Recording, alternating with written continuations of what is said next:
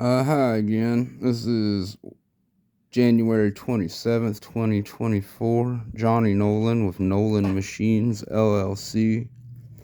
So, I designed a piston, a little bit better piston for the drop tower. I'm calling it the hammer tower now.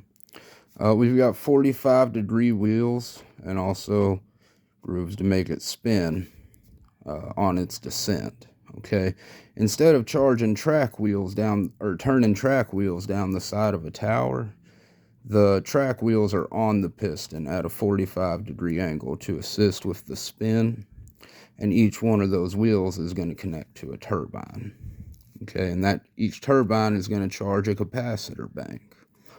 The bottom of the tower would have a receiver plate for the capacitor bank to empty into, every time it returned to home. Also, with this new design, the inflatable is going to be mounted to the top. Here's your air tanks. You would just need a little valve for in and back out. The spin itself with the internal turbine idea, the spin itself will give each wheel more surface area to charge each turbine per descent. I didn't draw them, but there'll be a pulley and belt here. Let's see. Make sure I get all my writing. Hope everybody can read that.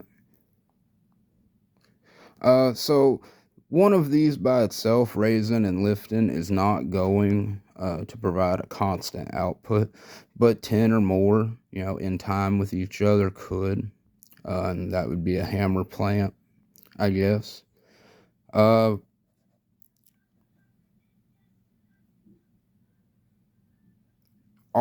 the other idea was with cables. Every time the turbine's charged, or every time the turbine spent, just having a cable that went up the top. But instead of dealing with slack and all that, I thought the capacitor bank might be a better way to go with something like this. It'd be cooler anyway.